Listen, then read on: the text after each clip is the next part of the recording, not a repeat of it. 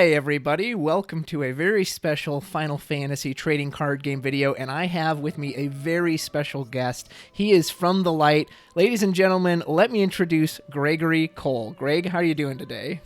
Hey, good, Travis. How you doing, man? Oh, I'm doing great. So we are here to talk about the brand new Opus 13 ShadowBringers starter set.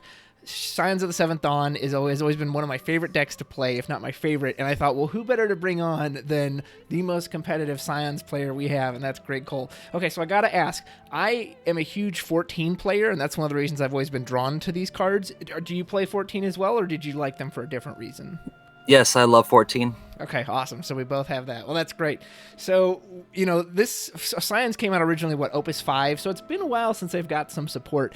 Some new Scions came out last Opus, but they were multi-element, and they didn't really fit in that core Earth Lightning deck. Well, all that has changed with this brand new starter set. So, folks, we're going to get right into it.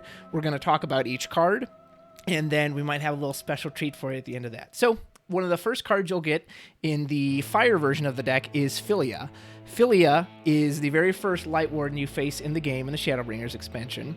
It is an 8-cost, 10,000 power fire forward, and it can't take any damage from abilities. It'll get reduced to 0. And then when it enters the field, it deals 10,000 damage to all the forwards on both sides of the board and deals you 1 point of damage. So we have, basically, with some very rare exceptions, another single card board wipe. Greg, what do you think of this card? A+, 5 out of 5. Wow, all right, that's high praise. It's good. It's funny, I was like, yeah, that's strong. You lose your own forwards, but you take damage. But I think Kyle Peters said it in the group, and I was like, oh yeah, I hadn't considered that, where he was like, basically, dude, this card makes Sin look like a joke. That was like Sin's thing, was coming in and blowing everything up, and this card's like, nah, I'll do it for one less, and you can discard me for CP. Pretty cool. It's a fantastic card. I think Arden is going to see a lot of play this set because it completely bypasses that effect. You pay 7 and your dude's going to be there forever.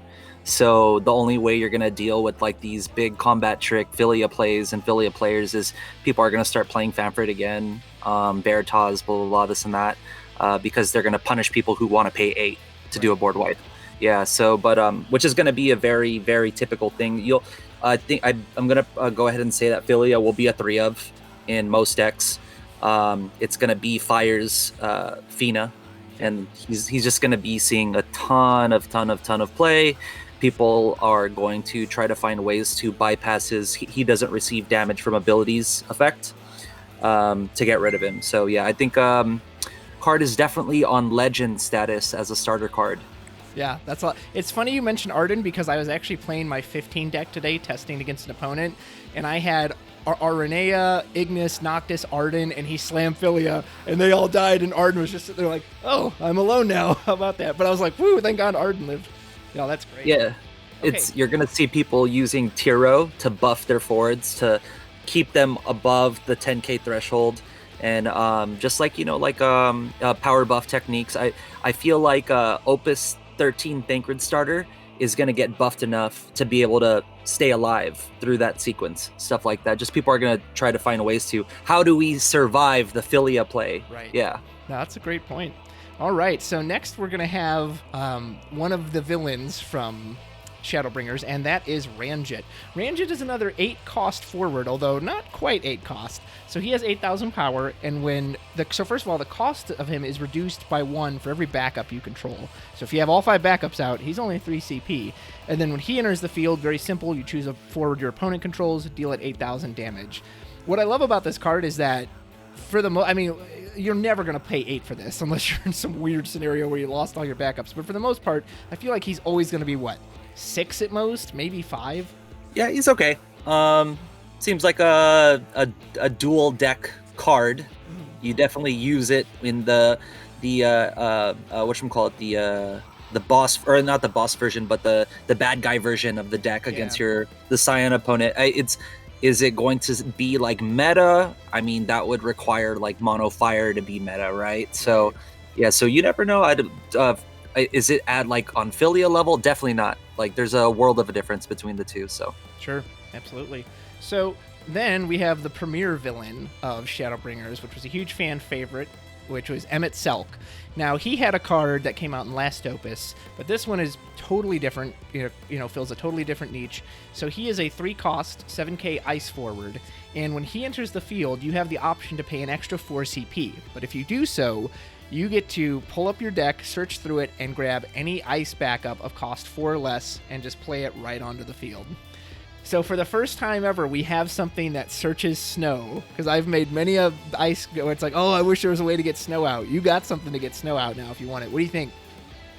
Yeah, 5 out of 5. Card's really good. It's a forward that is that gets a backup. So you basically increase your backup count by being able to have a forward slot that plays a backup for you. So you're playing 3 of the Emmets or whatever in your deck. Say you have 15 ice backups in your deck, right? You actually have more than 15 because the algorithm increases because you have a card that plays backups for you. That's not a backup. That's a great point. So I mentioned snow. If you're playing ice, who is your target? Who are you thinking of pulling out of your deck for this guy? You get the lock, and then you ask the lock to search for another backup. And nice. It basically turbos, your mono ice or whatever deck you're playing. Very nice. Great choice. Yeah, he's really exciting. So another one, sticking with the Ice Fire, the villain theme, we have Tatanya, which is the first kind of primal you fight in ShadowBringers. So Tatanya is a 2 CP, 8,000 power forward. Interesting, though, he can only be cast if you already have a forward, a backup, a monster, and a summon in the break zone. And they have to be there before you cast the card. You can't discard them and then cast it. However, once he comes in, you choose 2 characters your opponent controls, Dull Freeze them. So you get a Dull Freeze on entry, and you have a card that, stat-wise, is above curve. What do you think? Yeah, I think it's like a 2 for 8, right? Mm-hmm. Yeah, I think someone's going to figure it out. Am I crazy about the card? It's not really, but I think, because I think from like a lot of like card theorists, they'll say that like a card is only as good as how simple it is to be played and to meet its requirements, right? She has 3 requirements, right? So it's a mouthful, but you never know. I'm open-minded. Most card players are very open-minded. You never know. It could potentially blow up into something fantastic and a 2 for 8 threat. That Dull Freezes. I'm not sure. We'll see. One thing I know that already does exist, my buddy was using it today, is that's only to cast her from hand. So you can use things like 4 CP Phoenix to cheat it onto the field for free, get a big Dull Freeze, and the Emmett Selk from last Opus at damage 5, he can pay an ice to bring in a 2 cost. Okay, so those are the bad guys. But what about the heroes? That's what we care about, right? So our first hero is someone who, spoiler alert, will become a Scion, later down the line, and that is the Crystal Exarch. So he is a 3 CP, 7k body, and he reads, at the beginning of the attack phase of each player, so not just you, your opponent as well, you choose a forward and you give it 2,000 power. Then at damage 5, he has the ability that when he attacks, you choose a forward opponent controls. If its power is less than the Crystal Exarch, you get to break it. So I tried him out today. I didn't get to test him much just because I honestly didn't draw him, but he's interesting. Like, Wool was always such a great card that fit well in Scions, and this guy kind of fills a similar need. To me, the most interesting part about him is that he power buffs even on your opponent's turn. So there were a few times like they were coming in, but it's like, this person's stronger all of a sudden, and it kind of gave him pause. So I find that interesting. I'm not sure if he's going to ultimately be one that like would overtake Wool or maybe something else in Science, but I really like him, and he fits the 14 slot. What do you think? You nailed it on the head. Play both. Play Wool and play this guy. You basically can play Wool, and you could play Tyro to buff the Crystal Exarch at damage 5 to be able to get the ability off consistently. Me playing the deck, you don't really take that much damage as a Scion player. You're the one dealing damage because it's like, a Suedo aggro deck.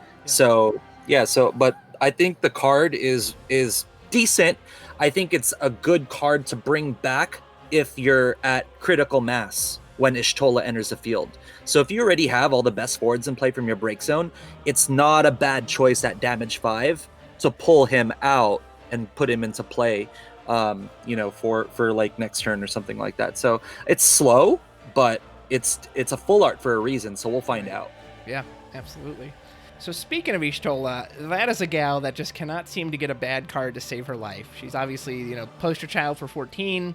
Everybody loves her, and I've always loved the Opus 6 Estolla that was clearly built for Scion. She got that on-attack punch. I was like, they're going to have to make something pretty good for me to want to replace that card. Well, I think they might have made something pretty good. So this Estolla is a 6-cost, 8,000 power forward, and she cannot be chosen by your opponent's summons. So she, as with all the Estollas, she always has like some kind of form of protection. So when she enters the field, you choose one forward in your break zone. And then, if its cost is equal to or less than the number of job Scions of the 7 Dawns you control, play it onto the field. Doesn't play dull, plays directly to the field, counts your backups, and the forward you target doesn't have to be a Scion, you just pick any forward. Testing her out, she feels pretty darn good. Greg, tell me about this Estolla. Plays like a dream. It plays like you never want to play the Opus 6 one instead again. Because you're just constantly using recursion with Oracle of Light to bring back a free 6 for 8 that brings back probably Papalymo to get back Ida. So it just feels really, really good. Or Euranger's so cheap too. Card is great. I will enjoy playing it this year. It's a really good card. So do you think it's it's always better than the Opus 6 one, or do you think maybe there's times you might want to go back to that one, or are you kind of like firmly on board with this new one camp? So I don't know how many times I've used the Thancred S ability so far, but it's been a lot. The Thancred S ability makes the 8k from Estolla probably not necessary anymore, because you've got a Brave guy that's swinging with Brave, and then before blocks, uses his S ability. So something dies, and then the opponent either blocks the attack or is taking damage simultaneously. So with Estolla losing the 8k, 4 for 8k that deals 8k on swings pretty good. But maybe it's a win more at this point, when you could just get 3 bodies for 1 body now with Estolla, Papalymo, Ida. That's a great point. Yeah, and she's a great card. So up next is my personal favorite card of the starter set, and that is Ariane Jay, who is our resident astrologian in Final Fantasy XIV as part of the Scions. So he's interesting because, so what I love about this card, I'll just read you what it does. It's basically Noctis from Opus 8. So he's a 2 CP lightning forward, 5,000 power on an EX burst, and when he enters the field, reveal the top 2 cards of your deck, and you can grab a category 14 card, add it to your hand. What I love about this card is that, I as much as I like the old Ariane Jay from Opus 5, which was the starter version, he was tied to monsters. You had to have monsters to basically get an effect. Plus, he only had 2,000 power, so he was really weak. He would die to, your opponent would sneeze and he'd fly off the table. This one isn't tied to monsters, so as much as I enjoyed playing things like Dragon in the old version, it's so nice to have a card that's just free of that, and it felt so good today to just, hey, Ariane Jay could just play by himself. It wasn't like, hold on, I have to get Dragon to put Dragon in the break zone to make sure I had another Scion so that he can, and on that whole shebang, like, and he's a burst, so he's almost always drawing you a card. I searched him out with Philia a couple times because, like, I already had Papalymo in hand, so I was like, oh, I'll just grab Ariane Jay, which is just easy value. He's cheap, feels great. He's my new favorite one because, again, I just love what he does compared to the old one. Absolutely love it. Greg, what do you think? Card's 10 out of 10. It's the best Ariane Jay they ever printed for the tribal setup. So, yeah, EX Burst, 2 CP, 5k. The upside he has on Noctis is that he has haste. Yeah. So he can attack immediately as soon as he enters the field. He's a great blocker. You want him to block because you want to play him again. He turbos through the deck so that you can keep on filtering to get exactly what you need. And there's so many times that I played the deck that it got me another Thancred S ability from putting it to play. I flipped the 2. It was either Thancred or like another category 14, you know what I mean? Something like that. And then I was able to quickly use the Thancred S ability if I needed to. And it's like they never had a forward in play for a long time going forward. Yeah. Yeah, he's fantastic. And again, he's not tied to Scions. He just fits with any category. You can pull Nidhogg off this baby. So love the card. Absolutely great. So speaking of Thancred, we're going to talk about the new Thancred now, when he took on his Gunbreaker role in ShadowBringers, which was the new tank class they added in that. So Thancred is a 4 CP, 8,000 body, Scion of the 7th Dawn, of course. Now, when a Scion of the 7th Dawn other than Thancred enters the field, Thancred is given 2,000 power, brave, and haste until the end of the turn. And then he also has a special ability called Blasting Zone. For the cost of one single Thancred and you dull him, you choose a forward and you just deal it damage equal to his power. So a couple things about this card. I'll be up front. Of all the new ones, this is the one I'm the most unsure about. It would have been really interesting if he got his buff off of himself, but he doesn't. He gets it when someone else enters. So he has to be there first, which does kind of create this weird like reverse synergy where with Estolla, where I'd be like, oh, Estolla into Thancred, except now Thancred doesn't get that boost. Also, they did this with the Opus, was it the Opus 6 Thancred? Opus 7. It was like the 3 CP one that would dull something on entry. They always give the Thancreds, like, when another thing, or when he comes in, he gets haste, which is just kind of weird, because it's like, right, but he's going to have haste, because you're playing him with Ally, say. So I'm not quite sure why they do that. So he's the one I'm the least sure of. That said, here's some interesting notes. It's anytime a Scion enters, so if you have a backup Scion to put into play, that counts for him. There's not a limit to once per turn either, so I've had turns where I've like slammed down 2 Scions after him and he gets twice the boost. And as Greg kind of alluded to earlier, there is a great synergy with any special that with a character who has Brave, where like you said, Brave, you swing him with the Gunblade, then you dull on top of him, boom, hit him with the Blasting Zone. So you seem to be pretty high on this guy. What do you think of him? Yeah, he's gonna be seeing a lot of play this set. He's technically like a 10k haste with Brave and an S ability. You could also recycle all the Thancreds in your break zone or search them out in your deck with Tyro, Philia, Ariane Jay, or like whatever you want to do just to get the gas going for him. But you're always gonna play a Scion before you go into combat with him, or you will find a way to, like, your Oracle Light will die in combat and it will buff him again and give him the 2k Brave while he's in combat, and you'll sequence your attacks so that he gets the Brave. The card's 10 out of 10. You have to play it to know that he is really good. I think a lot of people don't realize that you can play a backup and it buffs him and it gives him the 2k Brave because it has a job Scion of the 7th Dawn as a backup. So Kryl, Alphanod, Alisade, Minophilia. Yeah, that was something I didn't realize at first till it was a mirror match. My opponent was using him, and he was like, all right, Minophilia enters the field search, Thancred has Brave. I was like, wait, how does he have Brave? And he was like, oh, no, it just says Scion. I was like, well, how about that? Now, he's pretty different from like the 3 CP1 or the old 4 CP1. Would you ever use any of those in any instance, or are you kind of in the, nope, the new Thancred is my new guy kind of thing? Yeah, this is definitely the card. I would not, honestly, sorry about that. I probably wouldn't switch back to the 3 or the Opus 5 version. There's not any real incentive for that based on like what I'm predicting the meta to be this year. Okay. So there's not really any real like incentive to just like have your 3 CP dude come in one time and dull something and attack.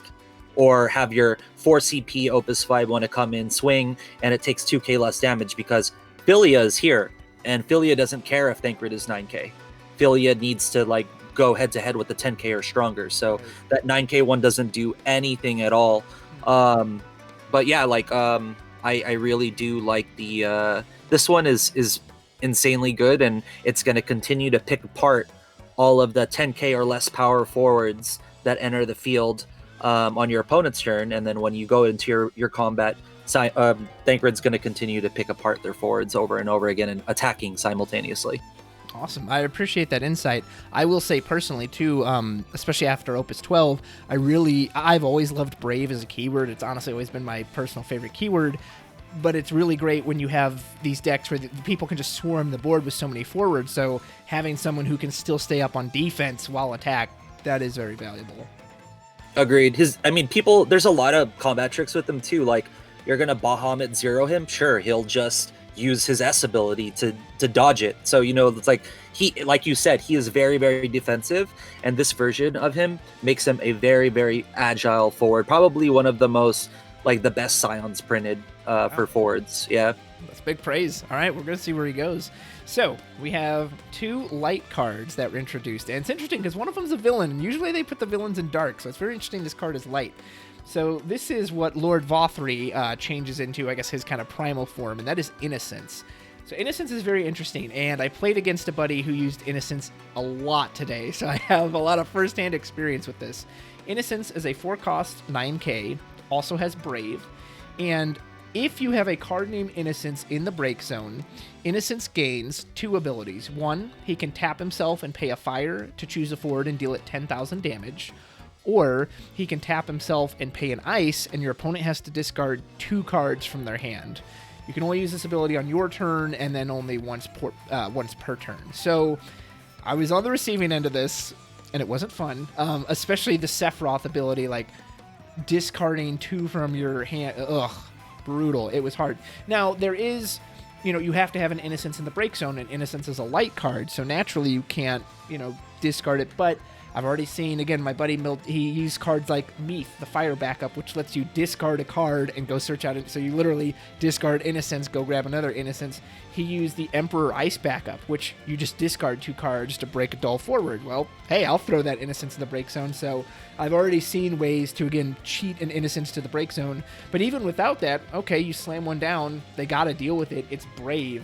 And similar to Thancred, the fact that if they can get his ability online, that they can attack and then on the, on the stack or whatever, just hit you, lose 2 cards. Whew, he was a beast. I kind of underrated him the first time I saw him, but seeing him in practice, I was like, ugh, I don't know if I want to face this card anymore. This is a pain. What do you think, Greg? Yeah, so just like most starter decks, like the Opus 11 Cloud versus Sephiroth one, they give us these cards that we look at it at first, and we're just like, I mean, that's okay. That's pretty, like, chill. Like, I don't know. Like, am I, like, gonna buy it? Probably not. I don't think so. And then you play them. And then, I may be wrong, but, when Christopher Matisky made the Ice Earth FF7 deck and he made it popular, one event with it, then people started realizing, like, oh, 2CP Cloud with Ice Earth is crazy. Because you just keep on recycling Aerith, and you keep on breaking your Aerith for your Tifas and your Barretts and your Genesis Avatar plays, devout, blah, blah, blah, this and that. And it was really good. Emmanuel Anote was playing it from Arizona. You know what I mean? Like, so people don't know, like, the value of these cards until they actually play it, because nobody knows. You read it and you're not sure yet. Sure, Philia is a bomb, right? Philia is like a crazy card on just off one read. But, like, for the rest of the cards, you really do have to play them, and you really do have to, like, get a feel for them and see how they actually operate in real time and before making judgments. So Innocence is definitely one of those cards. Yeah, that is a great analysis of it.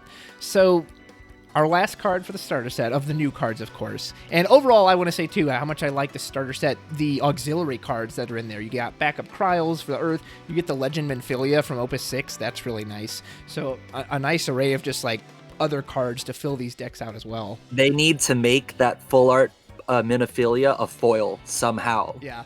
Like, to be able to just get, because, like, every 14 fan I know loves that art. They love that specific 6-drop Minophilia art. So they need to make a full art foil version. And they had it. There's a pair of sleeves. Like, my original Scions deck is sleeved up in that art. So it's obviously there. So yeah, Square, make it happen. So what Scions was missing was a light or dark card that catered to them. You could put your Kadaj, you could put your Veritas, your Yuri, whatever you wanted, but did they get someone new? So we have the Oracle of Light, who, if I refer to her as Reen, it is because that is what the name they give her in the... That's what I call her. Yeah, I call her Reen. So if I say Reen, know that I'm talking about the Oracle of Light. So Reen, or the Oracle of Light, is a 3-cost, 5,000 power body forward. A little undercurve, right? Oh, don't worry. So first of all, she's an Anthem. She gives all your other Scions of the 7th Dawn 2,000 power. And I'll be honest, I skipped over that. That was like, didn't really even catch my eye, but that is very relevant. We'll get to that in a second. But here's the bomb of the card.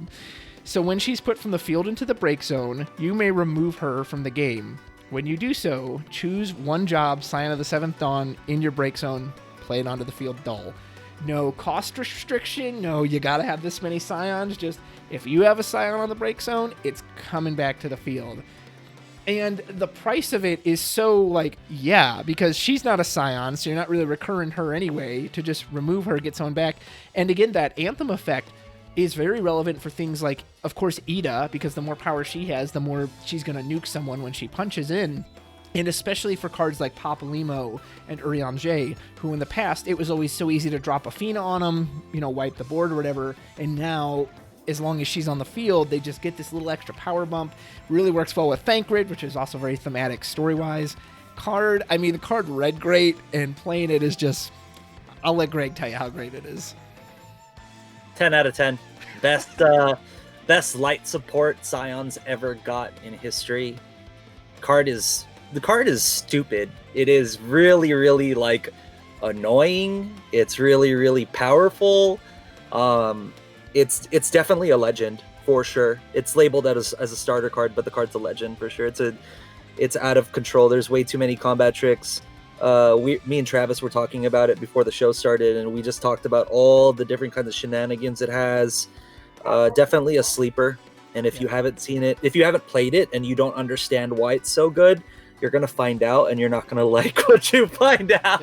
Yeah. Greg shows you how long he's been playing Scions, because he showed me some tricks. I was like, wow, I would have never even thought of that. That's really cool. But again, what I love about card design like this is, yes, this card is very strong, but it's meant to be played with Scions. Like, I think that's really good design, is that it's not this card, hey, just jam this into any deck. No, this is a Scion card, and it's if you've played these games, it's very thematic, because that's the whole point of this group, is they stick together and they work together, along with you, the Warrior of Light, and 14. So, Greg, those are all the new cards we got from the starter deck. So you and I both got to play them today. Scions, man, it felt so good. I hadn't played them in a while, and it felt like coming home. And let's just talk about just how good this new set feels. So are there any of the old Scions you would switch in for any of these new ones? Or again, is it we're riding with the new guys, and just how does it feel? How does it feel to play these new Scions? Does it feel basically the same, or have these new starter cards added a new element that you actually kind of play them maybe in a slightly different way? Tell me about them. The deck it plays extremely smooth. It's a well-oiled engine. It's very, very the economy is extremely high. The curve is very, very low.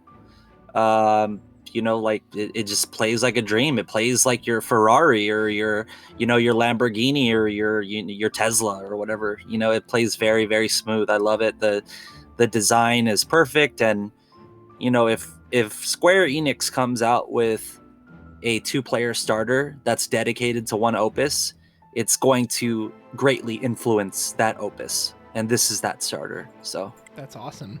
So there's no way to know this right now, of course, because we don't really have any events going on. But one thing that people would always tease the old Scions about was that, yeah, it's a great starter deck. It's really popular with newer players because it is powerful. It was easily the most powerful starter deck they ever released, but it never topped events. It could never take those top events. So obviously it's early, but I'll ask you, do you think these new Scions could top events, or do you think they're still ultimately missing something to help them get there?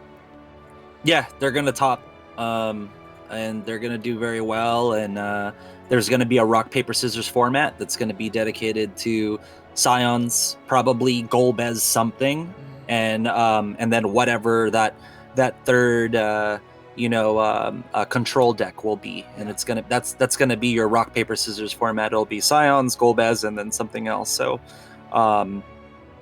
it'll all depend on how hard your meta, worldwide, how hard are those players going to tech for Scions? Right. Are they expecting 25%, 50%, 75% of the field to play Scions?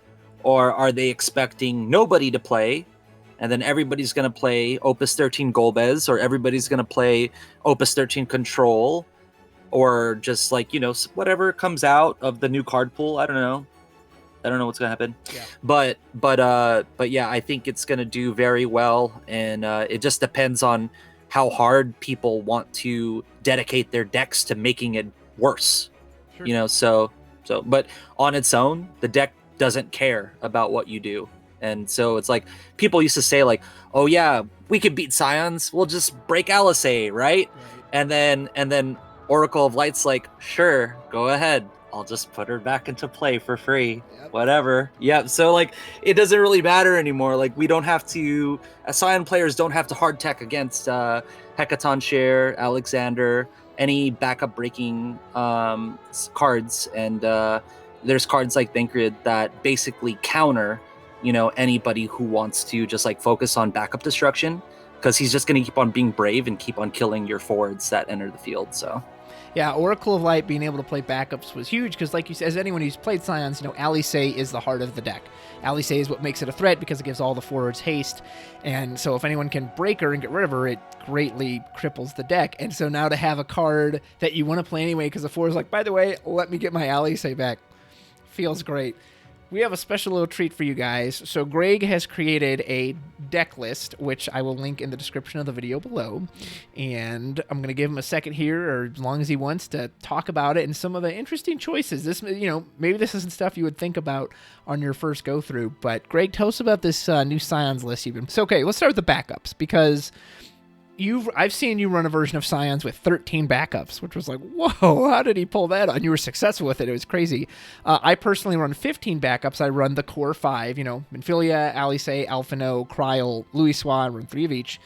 So in this one, you've opted for a few more backups and some non-Scion backups. So what are your reasonings with some of these backups? Okay, so the 18 backup count is obviously because I want people to get a really good introduction of being able to do the, just the classic play your backups first, get your rhythm going. Alice costs 1 less if you have Alpha Nod in play. So you definitely want to go Luswa, or like you want to get like a 2 CP backup, like an Alpha Nod, a Kryl first. Miniphilia's fine, Alice's fine. Then you play your Luswa. Then you search for either the Alpha Nod or the Alice that you're missing. So the reason why it's like that is because you only need the Alice, like you said, is the heart of the deck. You need 3 of those. That's priority number 1.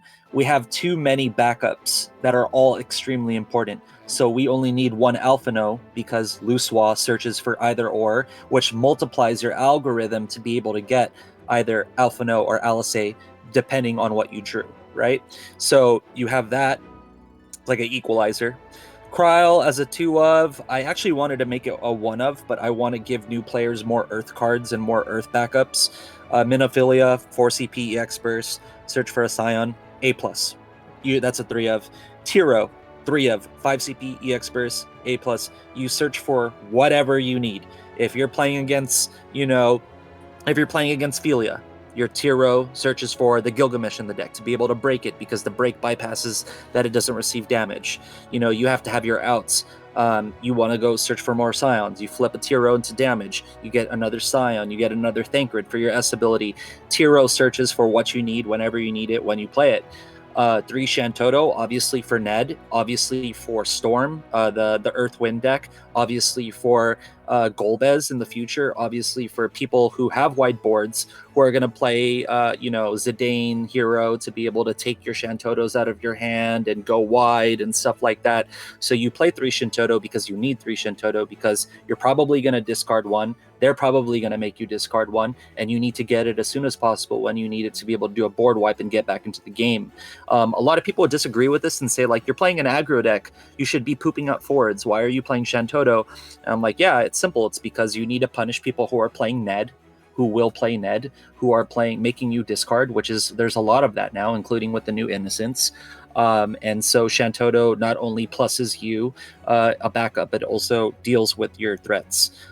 So yeah, that's the backup situation, and I want new players to have like a really, really good introduction to the game, and play people that haven't played Scions yet. I want them to have like everything they need, and they're not lacking backups. Maybe I played 13 backups and I can play 13 backups because I know how to maneuver the lines, but I don't want people to have that experience. I want people to have a very, very simple, direct, straightforward, straight to the point experience with the deck. So that's why I chose those backups in that amount. That's awesome. I have one question to follow up with that, because as a huge Scion player myself, there's always this desire and instinct, especially with the Estollas and the Idas, you know, their power comes from how many Scions you control. So there's always this desire like, well, I want to get my backup line just filled with all 4 Scions. Obviously, Alice is key. You have to have her down. Beyond Alice, is there any amount of Scions you want to get down? Or as long as you have Alice down, are you okay filling your backup line up with Louisoix, Shantoto, Tyro, whatever? Yeah, I would personally, I would prioritize backups at all times. Okay. I think, you know, strong economy and a strong, like having 5 cards at the end of turn, every single turn is a huge way to win the game. You know, people don't realize that hand size is extremely important. So I prioritize back. I'm not sure if I'm answering your question. Please clarify. No, you are. Are you saying that is there a line where we prioritize going in versus prioritizing playing backups? I think the best way to answer this is if you're playing against a Zidane hero player, the Opus 3 hero, or you're playing against a discard deck, it's not a bad idea to dump your hand into backups, into forwards, and pass with none in hand to be able to attack and to be able to go heads up with them. I know when to expect like a lock to enter the field to make me discard, or to get hasted and deal damage and make me discard 2, or for an Innocence, or for a Zidane hero or something like that. And so in those situations, you can dump your hand. But if you're not playing against discard, which is probably maybe like a 25% chance that you won't, you probably will play against Zidane a lot. Then you could just play the economy game, play 5 backups pass kind of thing. You know what I mean? Gotcha. So do you care like about the power level of your Ida? Like, oh, I want Ida off of 4 Scion backups, so she's always a 10k? Or are you like, as long as Alice is there, it doesn't matter if the other Scions are down? I guess that's kind of what I'm like channeling with that. Oh yeah, like, I mean, yeah, it's just very just depends on the situation, what you're playing against, your matchup is extremely important. There are answers to that. There are hard answers where you're just like, the line for this situation, if you're going up against this, is that you need to dump your hand and you need to play your Ida and you need to attack, even though she's only a 4k forward. You know what I mean? You have to do that. Like, what if they have a dull 2 CP or a dull 2k forward, right? That 4k Ida is gonna kill it and also deal damage. So it all depends on like, yeah, it just depends on the situation. And when you're playing and you're piloting the deck, you'll know when to make those decisions based on their hand size, right, based on what's in their break zone, based on do they have any backups open to be able to use in response for summons or abilities, stuff like that. Yeah. So sorry, I'm sorry. I wish I could have a better answer. Yeah. No, I mean, that's very fair that it is situation dependent. No, that's great. So speaking of summons, I think you have a total of, how many do we have in this list? Is it 4, 6? Yeah, it's 6. 6, yeah. So, you've got some interesting choices in here. What made you pick these summons? Okay, so the classic Scion summon is going to be Opus 6 Rare Rama. It's got 3 modes. It's the pick 2 of the 3. It's the 7k to an active. Give haste to a lightning, and then I'm sorry, 4 modes, sorry, and then choose 1 monster, cost 2 or less, break it, and then the choose 1 forward of cost 4 or less, dull it, right? So it just so happens most of the cards in this deck are 4 CP or less, so it's going to be able to get the 4 or less dull in response to like Bahamut Zero or some sort of active threat. So you use it to dull your own forwards a lot. Yeah, you could use it to dull your own forwards. It's a combat trick. It's very strong against a list that plays monsters. Like Layak is getting popular again, so you could just break the Layak and shoot like 7k at like their Zidane or their Kryl or whatever, stuff like that.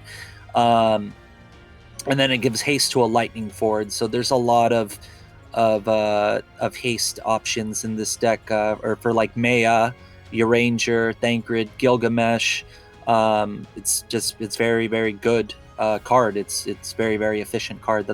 I chose 3 of those. Three of the Ramas in this list. Yeah. Great little combo too with the 7k ping, is you can then double that up with the Alphino ping. People always kind of forget about the Alphino ping, but I've used that many a time when you just need that little bit extra to finish someone off, and he'll just bleep, knock them out. Agreed. Yeah, it's very strong. You could dull your opponent's forwards before Ida attacks and kill them. So And I notice you put a Fenrir in here. So he's just to break our opponent's Veritas and Innocence, right? No. Fenrir says, choose one light forward or dark forward, break it. If you paid the extra cost, remove it from the game. So, this is just like a futuristic play. Is what will end up happening is your opponents won't block the Oracle of Light when it attacks, because your opponents don't want Oracle of Light to get value from your break zone. So say you attack with the Oracle of Light, it's dull now. Your opponent won't block, you go to damage. You want to play more Scions. You want to get more break zone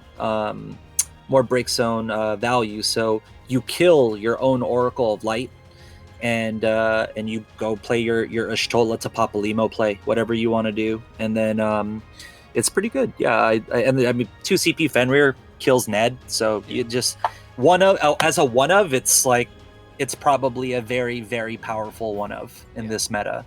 Great counter to Veritas. He's been showing up again. You can negate his exit trigger, which is great. And anything that takes out Kadaj is okay in my book. So agreed. As a one of, it might be okay for now, but who knows? People might play 3. I don't know. I've played 3 this card before, and I've had great success with it. Yeah. All right. So what do you round out your summons with? Miss Dragon as a 2 of. As I previously discussed with you, I was considering making it 3 just for your crowd gamers.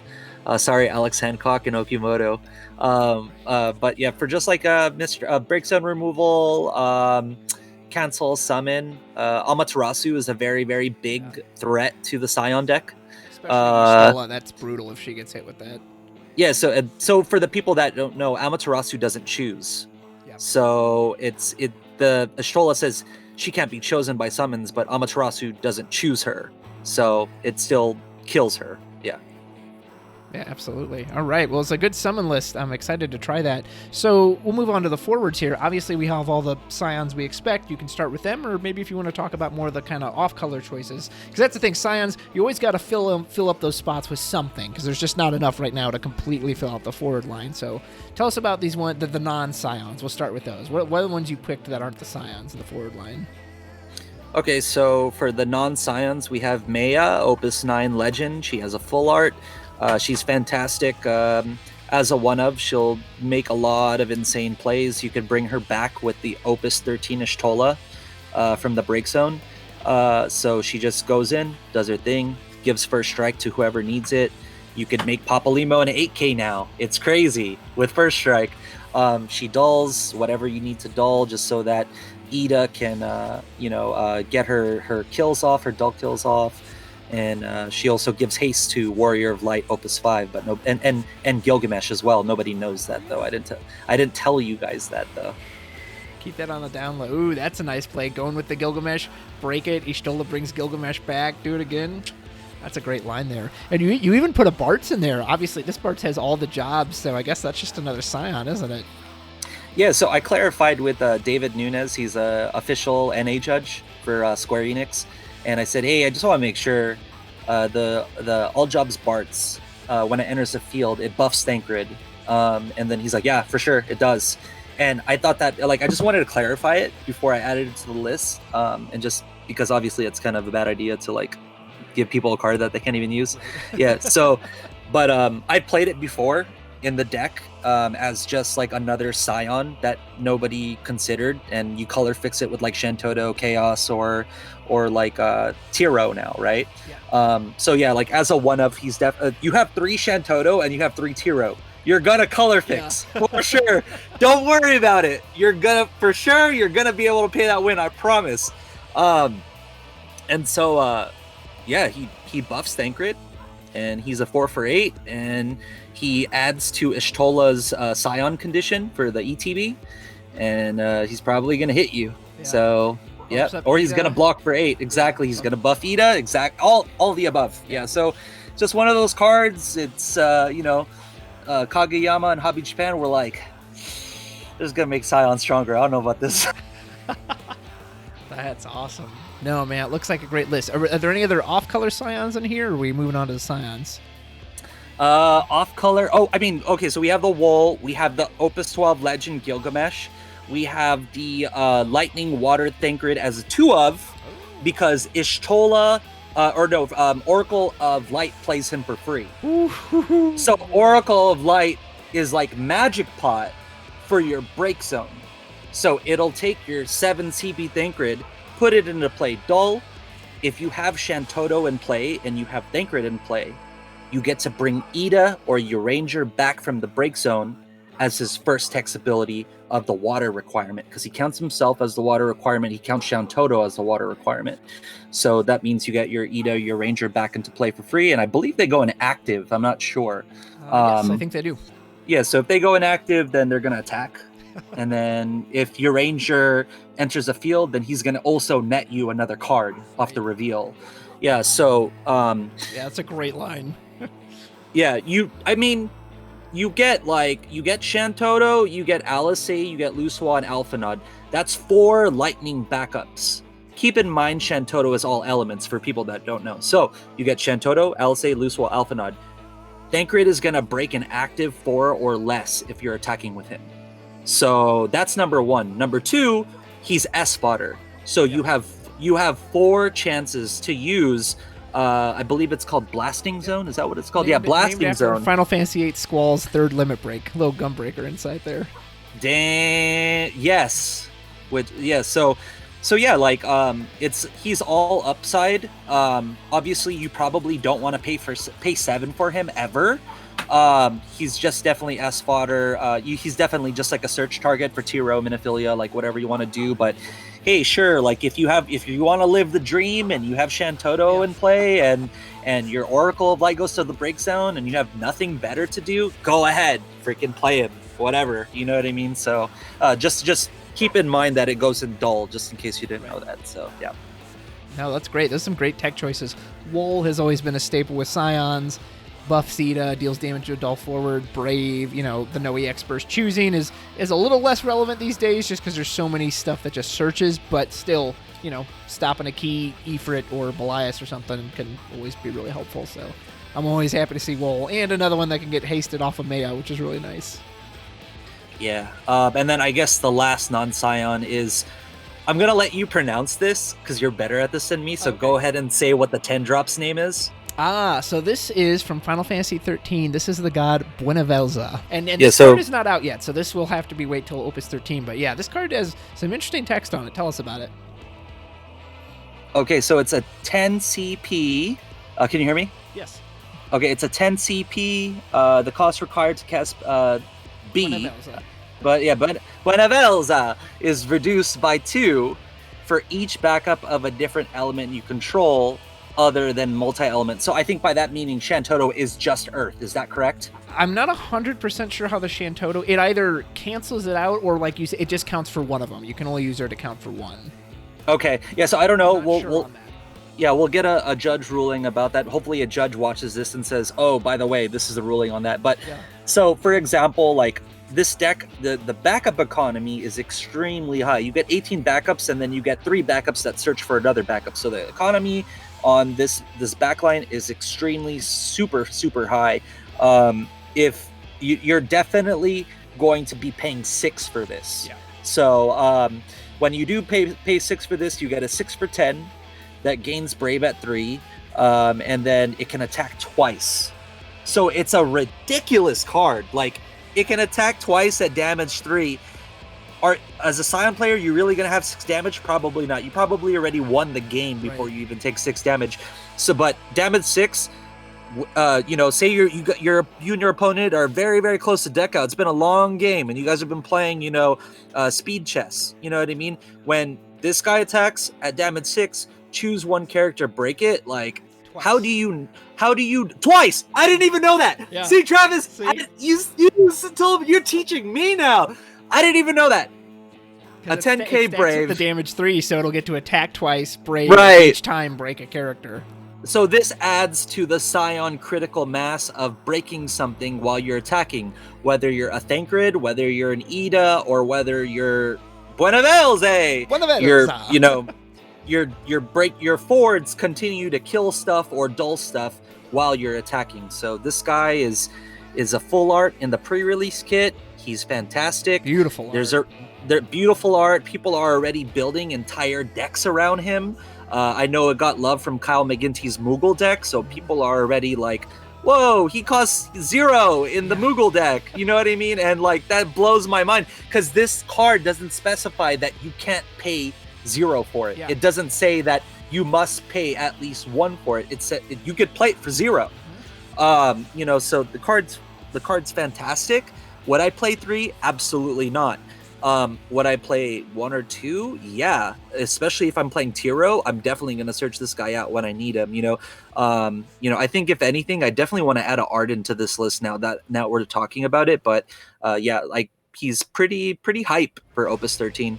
That's awesome, man. Yeah, some fun tech choices in here. I'm curious to see people try this list out. Do you have more you want to say about the Scions, or do we feel like we kind of know what they do? Yeah, we know what to do. You got your 3 Ida, you got your 3 Opus 13 Ariane Jay, you got your 3 Papalimo, who's gonna come out right behind Estolla and search for you another Ida. You have your 3 Oracle of Lights. If you have a problem with having too many light cards, I know people used to have problems playing 3 Yuri back in the day. You could go ahead and make it a 2 of. That's fine. But it's definitely it's a card worth juggling. It's a card worth playing a 3 of. You have 3 of the Opus 13 Thancred. You have 3 of the Opus 6 Estolla, which you're going to need 3 because you're going to need to bring her out of the break zone when you pitch her for Earth CP with Oracle of Light. So you're going to need 3 of, because she needs to be in the break zone already. And then Opus 12 Thancred at a 2 of. It could be a 1 of. I play a 4-1 split in this list. I play a 4-2 split because I want people, or a 3-2 split because I want people to have more S fodder and have more fun with the card. So. Yeah. Absolutely.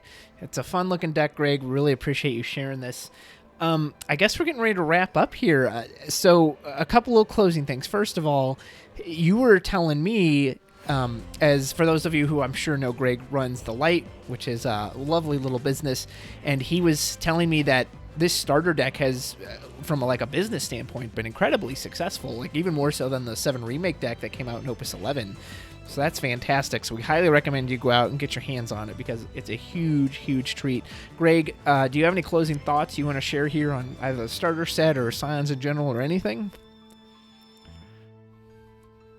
I know for a fact I did want to bring up, we had a loss in the community last week. Dan Wynn, one of our California locals, passed away. So I definitely, he built the SoCal community along with the Meta Potion guys, Okimoto and all them. And he was at every local every Thursday at Card Game Coliseum, and then he would go to all the events, all the Meta Potion events that they hosted out the other stores. And the guy had a full-time job. He had a full-time gig. He was really busy. He worked at Blizzard, I believe. Oh wow. Yeah, so he was I think he worked on Hearthstone. Oh, he was okay. one of the Wow. leads on that. Yeah, so That's amazing. so rest in peace to Dan. I miss him incredibly. He has a GoFundMe. Donate to the funeral if you can. Help out the family, as no family should have to go through this. Yeah, major condolences to his family and friends and everyone in the card community who knew him. When I saw the post on the Facebook group, I had never met him or I'd never known about him, but I could tell just from the outpouring of the comments how much he clearly meant to everyone. So yeah, definitely go check out that GoFundMe page.